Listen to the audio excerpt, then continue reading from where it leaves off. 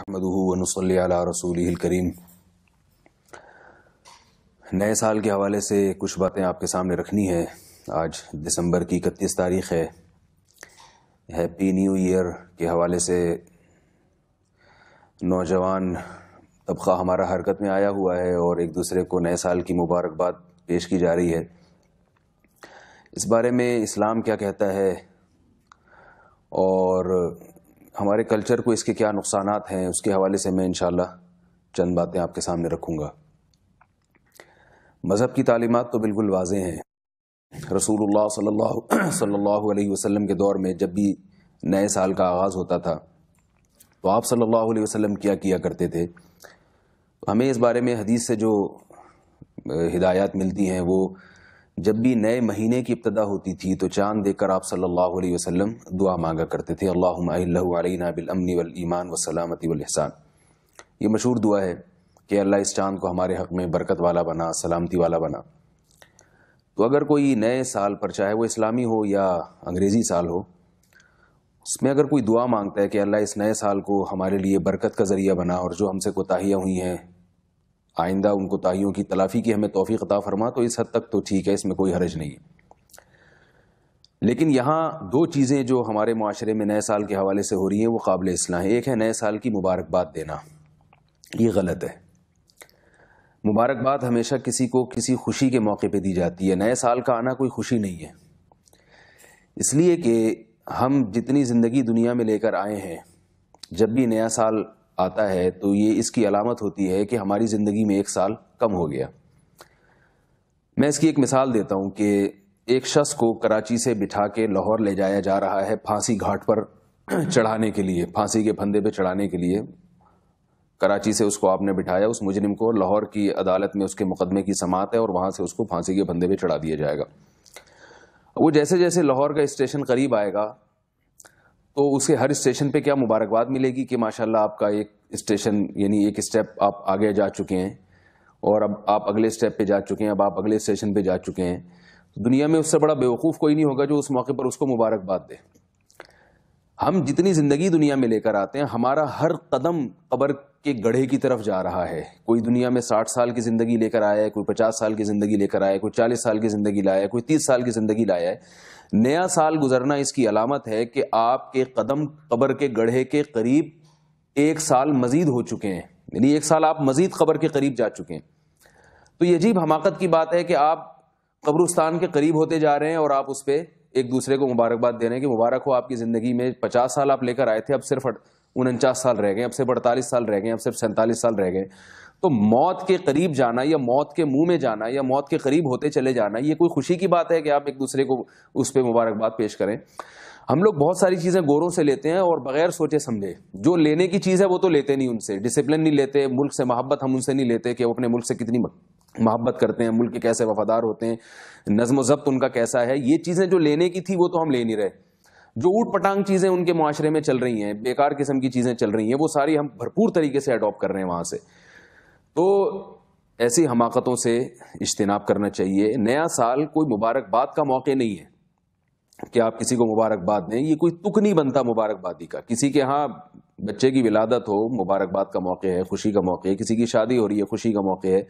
کوئی امتحان میں پاس ہو رہا ہے، کامیاب ہو رہا ہے، وہ خوشی کا موقع ہے۔ تو اسی طرح اور بہت سارے خوشی کے مواقع ہیں۔ عید کا دن ہے، خوشی کا موقع ہے، اس پہ ایک دوسرے کو مبارکباد دیجیے۔ لیکن نیا سال کا آنا، یہ ہرگز اس میں کوئی خوشی کا تصور نہیں ہے۔ بعض لوگ کہتے ہیں کہ اگر ٹھیک ہے اس میں خوشی کا موقع نہیں ہے، لیکن اگر ہم تھوڑی سی خوشی منا لیتے ہیں، تھوڑا سا انجوائے کر لیتے ہیں لائف کو، تو اس پہ کیا، اس میں حرج کیا ہے؟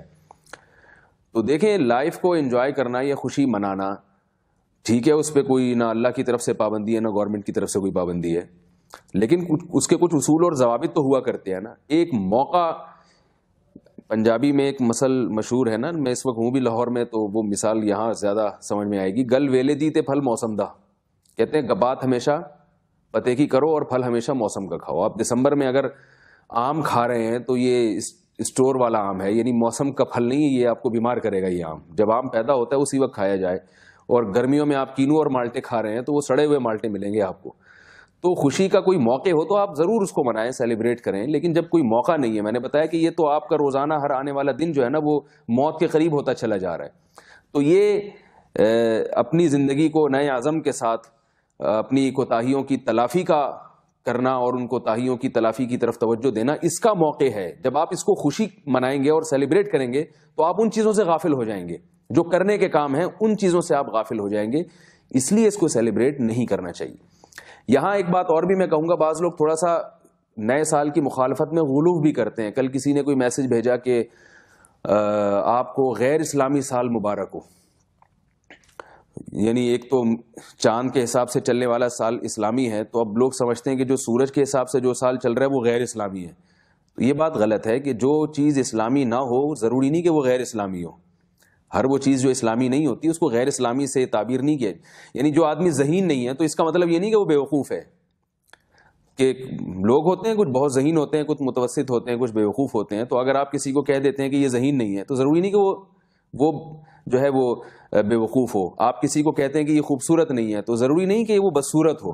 تو اگر کوئی سال اسلامی نہیں ہے تو اس کا یہ مطلب نہیں ہے کہ وہ غیر اسلامی سال ہے. تو سال نہ اسلامی ہوتے ہیں نہ غیر اسلامی ہوتے ہیں. جیسے چاند اللہ کا بنایا ہوا ہے تو سورج بھی اللہ ہی نے بنایا ہے، اور 365 دن میں سورج زمین کی جو سورج کی گرد گردش ہے وہ مکمل ہوتی ہے، وہ بھی اللہ ہی نے اس کی تکمیل کی ہے. اس لیے وہ بھی ایک سال ہے، اس کے بھی ایک باقاعدہ حساب و کتاب ہمیشہ سے چلا آ رہا ہے. البتہ اسلام نے چونکہ چاند کے حساب کو زیادہ ترجیح دی ہے، اس کی کیا وجوہات ہیں یہ ایک الگ ٹاپک ہے. تو سال بہرحال سال ہے، چاہے وہ اسلامی ہو چاہے وہ شمسی ہو. لیکن جو چیز سوچنے کی ہے، جو چیز اہم ہے وہ یہ ہے کہ اس کو سیلیبریٹ کرنا، اس میں خوشی منانا، یہ نہ اسلامی سال میں درست ہے اور نہ شمسی سال میں درست ہے. اس کا یہ موقع نہیں ہے. دوسری بات یہ کہ اس وقت جو نئے سال کی خوشی میں جو کچھ ہمارے معاشرے میں بے حیائی اور ایک طوفان بدتمیزی معاشرے میں ہو رہی ہے، اس کی روک تھام کی بہت شدید ضرورت ہے. اصولی طور پر تو یہ حکومت کا فرض ہے کہ قانون سازی کرے اور معاشرے میں اس بے حیائی کو روکے. نئے سال کی ابتدا میں کیا کچھ ہوتا ہے نائٹ کلبوں میں، لڑکے لڑکیاں بالکل آزاد ہو جاتے ہیں، شرابیں پی جاتی ہیں. کس قدر اللہ کے غضب کو دعوت دینے والی بات ہے کہ ہم موت کے قریب ہو گئے، اور موت کے قریب ہونے کے بجائے موت کے قریب ہونے کے وقت ہم اپنے اعمال کی اصلاح کی طرف توجہ دیں، تو بجائے اصلاح کی طرف توجہ دینے کے ایسے کام کرتے ہیں جس سے اگلا سال ہمارا اور خراب گزرے. کتنے لوگ ہیں جو اس رات میں شراب پینا شروع کر دیتے ہیں جبکہ انہوں نے اس سے پہلے کبھی شراب کو ہاتھ نہیں لگایا ہوتا. تو آپ مجھے بتائیے کہ جو نئے سال کی ابتدا میں شراب سے اس کی ابتدا کرے گا تو آپ کیا سمجھتے ہیں اس کے آگے والا سال برکت والا گزرے گا یا وہ اسی شراب کباب میں گزرے گا؟ جب بھی کسی نئے کام کی ابتدا کی جاتی ہے تو اس میں کوشش کی جاتی ہے کسی اچھے کام سے ابتدا ہو. میں دیکھتا ہوں لوگوں کو کہ جب وہ ایسے میں نے بعض لوگ دیکھے ہیں کہ جب دکان کھولتے ہیں تو صدقات و خیرات سے اس کے دن میں کاروبار کا آغاز کرتے ہیں. وہ کہتے ہیں ہم صبح صبح جو ہے نا فقیر پہ صدقہ کریں گے تاکہ ہمارا سارا دن اچھا گزرے. دکان میں بعض لوگ ایسا بھی کرتے ہیں کہ شروع میں کچھ تھوڑی سی تلاوت کر لیتے ہیں، تاکہ وہ کہتے ہیں ہم ٹھیک ہے گانے وانے بھی لگا دیں گے دکان میں لیکن بعد میں لگائیں گے، شروع میں تھوڑی سی تلاوت ہونی چاہیے. بسوں میں ہم نے دیکھا ہے کہ جب آپ کسی لمبے روٹ پہ سفر کرتے ہیں تو بس والا ابتدا میں گانے نہیں لگاتا، وہ شروع میں قوالیاں لگاتا ہے، نعتیں لگاتا ہے. اس کا یہ کنسیپٹ ہے کہ نعتیں لگاؤں گا یا حمد و ثنا لگاؤں گا تو سفر کی ابتدا کم از کم اچھی ہوگی، بعد میں وہ چاہے گانے بھی لگا دے اور کچھ بھی کر دے وہ. لیکن وہ یہ کہتا ہے کہ ٹھیک ہے میں گانے سنتا ہوں، گانے لگاتا ہوں، میوزک سنتا ہوں، لیکن ابتدا تو کم از کم اللہ کے نام سے ہو. تو نئے سال کی ابتدا ہو رہی ہے، ابتدا تو کم از کم اچھی ہو. آپ اس کی ابتدا ہی یعنی رات کے 12 بجتے ہی آپ شراب اور کباب سے اس کی ابتدا کرتے ہیں تو یہ بڑی محرومی کی بات ہے. پورا سال پھر اس کا مطلب ہے آپ یہ چاہتے ہیں کہ ہمارا ایسا ہی گزرے. نحوست سے ایک کام کی ابتدا کی جا رہی ہے، نحوست سے اپنے سال کی ابتدا کی جا رہی ہے، تو آپ اس سے پھر اللہ سے کیا امیدیں رکھیں گے کہ اس سال میں اللہ تعالیٰ ہمیں برکتیں دے گا اور اس سال میں اللہ کی رحمتیں نازل ہوں گی. پھر جو کچھ نازل ہو رہا ہے وہ ہم دیکھ رہے ہیں پورا سال کیسے گزرتا ہے. تو سب سے پہلی تو یہ حکومت کی ذمہ داری ہے کہ وہ ان حالات پہ کنٹرول کرے. یہ نئے سال میں جو فائرنگ کی جاتی ہے یا جس طرح سے بےہودہ طریقے سے اس کو سیلیبریٹ کیا جاتا ہے، حکومت کو یہ ایسی قانون سازی کرے. اور دوسرے درجے میں یہ گھر کے سربراہ کی ذمہ داری ہے کہ وہ اپنی اولاد پہ کنٹرول کرے. لڑکیاں تیار ہو کے گھر سے نکلتی ہیں والدین کے سامنے، والدین ان کو نہیں روکتے. بس ہر آدمی براڈ مائنڈ بنا ہوا ہے کہ دین میں سختی نہیں ہے اور ہم جو ہے نا تھوڑا سا بچوں کو آزادی دینی چاہیے. تو آپ دیں پھر آزادی، پھر کل یہی بچے پھر آپ کو جو ہے وہ آپ کے حقوق، جو اللہ کے حقوق نہیں پہچانتا وہ والدین کے حقوق کہاں سے پہچانے گا؟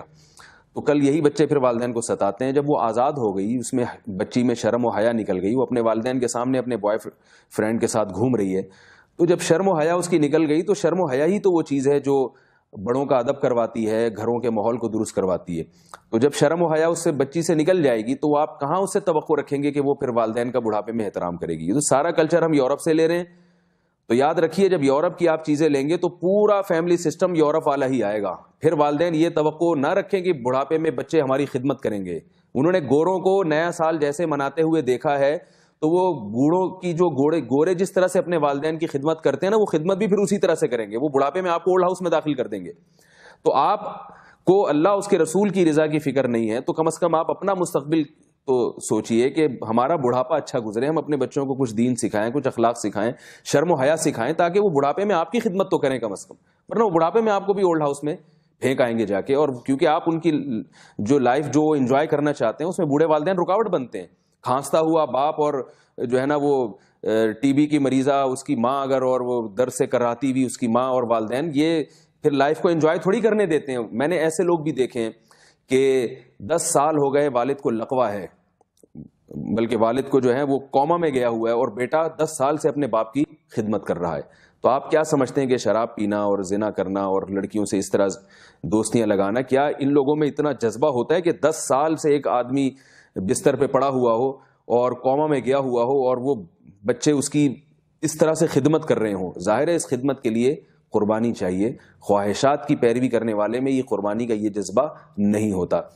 تو اس لیے اس سال کی ابتدا میں اپنی حدود پر رہیے. نبی صلی اللہ علیہ وسلم نے ارشاد فرمایا کہ قیامت کے قریب امت میں گانے بجانے عام ہو جائیں گے. صحیح حدیث ہے. اور یضرب علی رؤوسہم المعازف، لوگوں کے سروں پہ گانے بجانے میوزک کی بھرمار ہوگی اور عورتیں ناچنے والی ہوں گی. آپ صلی اللہ علیہ وسلم نے فرمایا اس دور میں پھر اللہ کی طرف سے عذاب آنا شروع ہوگا. فیکون مسخ وخسف، زمین بھی دھسے گی اور لوگوں کے چہرے بھی مسخ ہوں گے. تو اس حالت تک پہنچنے سے پہلے ہمیں توبہ کی ضرورت ہے. نئے سال کی ابتدا اگر آپ نے کرنی ہے تو دعا سے کریں. اللہ تعالیٰ اس سال کو ہمارے حق میں بہتر بنائے، اور جہاں شریعت نے سیلیبریٹ کرنے کا حکم دیا ہے وہاں آپ جائز طریقے سے اس کو منائیں بھی. جہاں اجازت دی ہے، آپ نبی صلی اللہ علیہ وسلم نے نکاح کے موقع پر ترغیب دی ہے کچھ کھلانے پلانے کا انتظام ہو. ولیمے میں آپ صلی اللہ علیہ وسلم نے ترغیب دی ہے کہ لوگوں کی دعوت ہو، اس کو سیلیبریٹ کیا جائے. عید پہ آپ صلی اللہ علیہ وسلم نے اس کو سیلیبریٹ کرنے کا حکم دیا ہے. تو جو منانے کی چیزیں آپ ان کو منائیے. ہر چیز منانے کی نہیں ہوتی اور ہر چیز کو منانے کی کوشش بھی نہیں کرنی چاہیے. اللہ تعالیٰ ہم سب کو عمل کی توفیق